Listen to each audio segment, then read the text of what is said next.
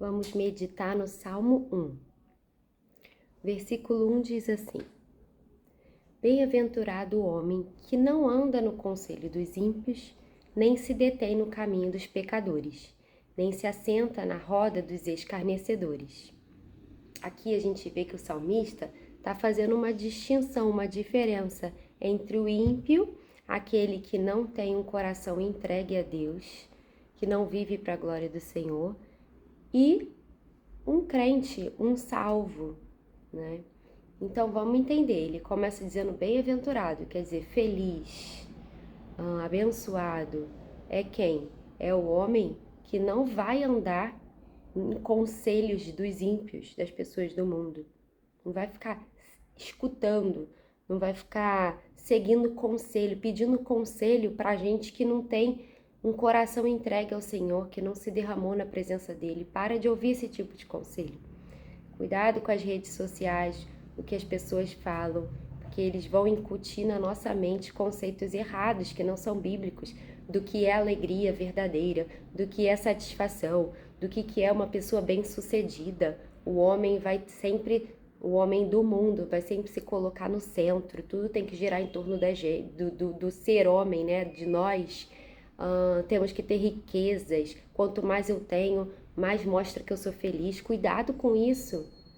Feliz e abençoado é o homem que não anda ouvindo e seguindo os conselhos dos ímpios. Esse homem bem-aventurado, feliz, ele não se detém no caminho dos pecadores. Ele não fica no caminho imitando, fazendo as mesmas coisas do que quem não tem Deus no coração. Afinal de contas, aqueles que não entregaram a sua vida a Jesus Cristo, que não entendem que precisam de um Salvador, os caminhos que eles seguem são caminhos de morte. Então não queira imitar e ser igual a essas pessoas.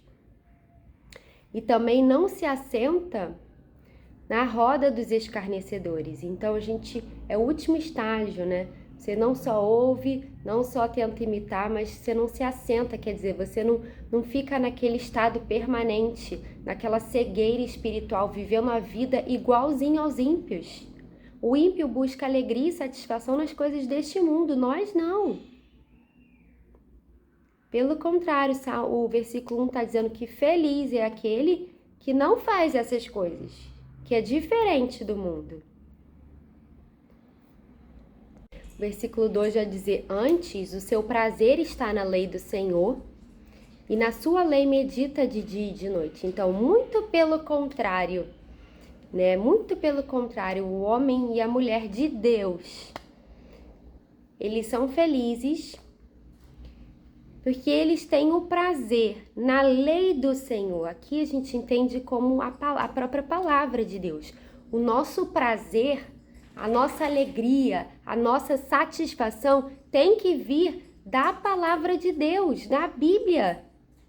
E entendendo que a Bíblia, que as palavras do próprio Deus, do nosso Criador Todo-Poderoso, é a fonte de prazer, entendendo isso, esse cristão, ele vai meditar, que está escrito no versículo 2, tanto de dia quanto de noite, quer dizer, ele se satura o máximo possível, satura o máximo da vida dele na leitura da palavra de Deus. E isso não é uma realidade na maioria de nós cristãos, é um erro. E olha o que o Salmo está falando. Você quer ser feliz? Qual é a fórmula para que você e eu sejamos felizes verdadeiramente? Não a alegria do mundo, mas a alegria que vem do próprio Deus, que é a alegria verdadeira. Sabe o que a gente tem que fazer? Se saturar da palavra de Deus, comer igual uma pessoa esfomeada, se entupir da palavra do Senhor.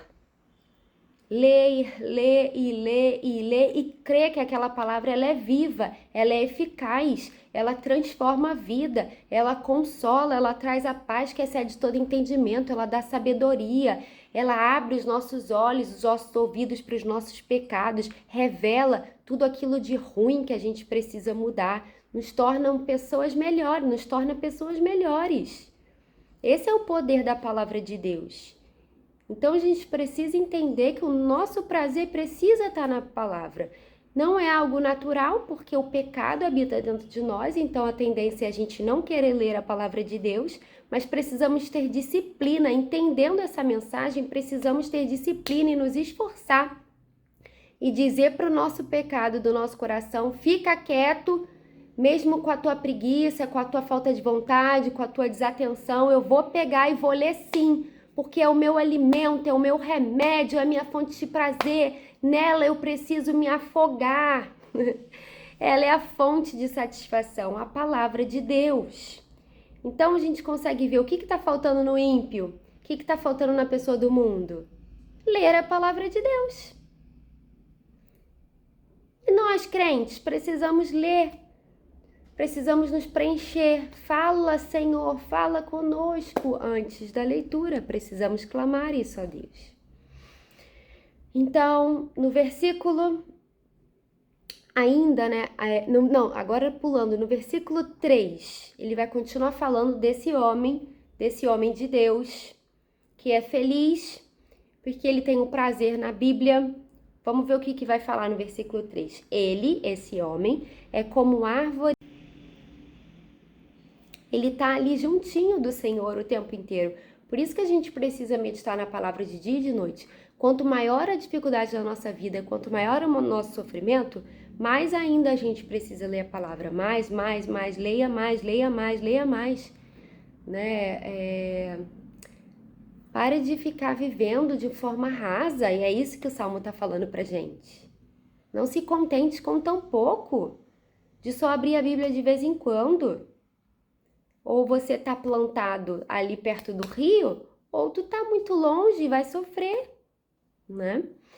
E aí termina dizendo que tudo quanto ele faz será bem sucedido. Cuidado com isso, porque aqui as pessoas gostam de falar de prosperidade, tudo que você quiser vai como se tudo que eu quisesse vai se cumprir, vai se realizar. Se eu tiver com Deus, tudo vai dar certo.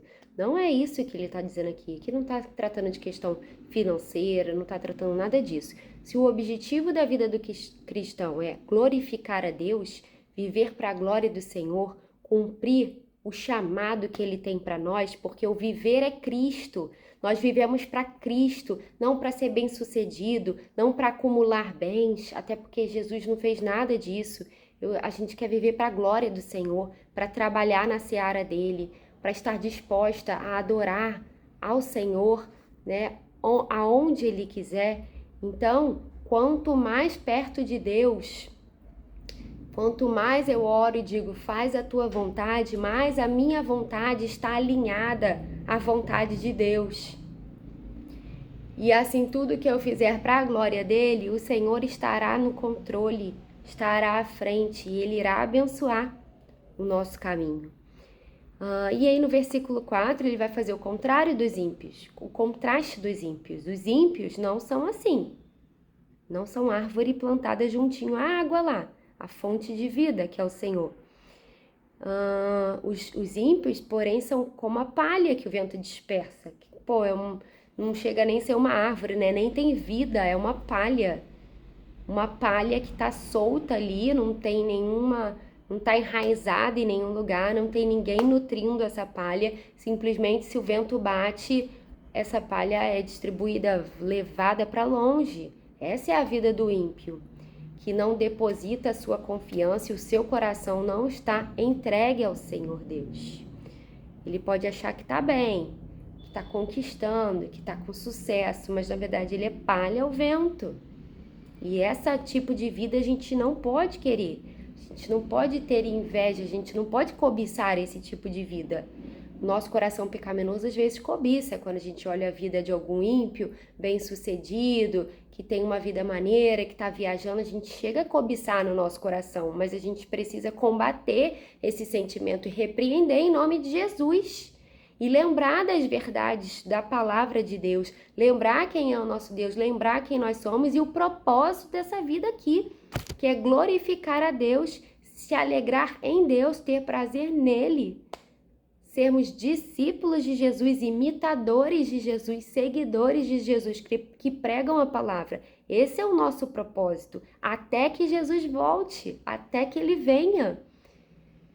Ou até o último dia da nossa vida, da nossa morte. mas nós não seremos palha ao vento, nós estaremos ligados para todo sempre com o nosso Deus, com o nosso Senhor, e viveremos ao lado do Senhor Jesus, o nosso grande mestre, aquele que nos dá a vida, a salvação. Nós não estamos ao vento, ao léu, mas desfrutaremos disso por toda a eternidade. Isso tem que trazer, a gente tem que trazer à memória essas palavras de esperança nesses momentos que cobiçamos a vida dos outros, para que a gente lembre do nosso verdadeiro propósito aqui nesse mundo.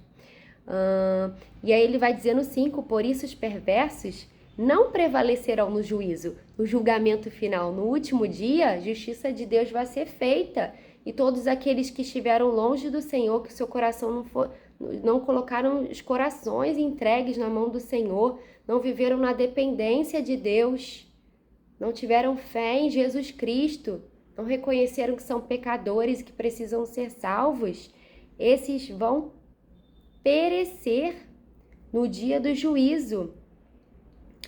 Eles não vão ter um destino satisfatório, não. Eles receberão a ira de Deus. Não é isso que nós queremos. É a promessa do Senhor maravilhosa de viver para todo sempre ao lado do Senhor Jesus na casa do Pai, sabe? Sem dor, sem sofrimento, sem doença, desfrutando da presença do nosso Mestre Salvador, que nós não merecíamos o amor dele, mas ele nos amou primeiro, sendo nós ainda inimigos. Ele nos liberta do império das trevas, que era o nosso estado de escravidão e imundície do pecado, e nos traz para o reino de luz de graça. Quanta misericórdia, quanta bênção. Isso que tem que inundar a nossa mente em todo o tempo. Mas só vai fazer parte da nossa vida, a nossa mente pensar nisso, a gente combater as tentações, as cobiças, os pecados, quanto mais nós lermos a Bíblia, quanto mais nós tivermos o nosso... Quanto mais a gente tiver o nosso prazer, a nossa satisfação na palavra de Deus. Mas isso não vai fluir naturalmente, não vai.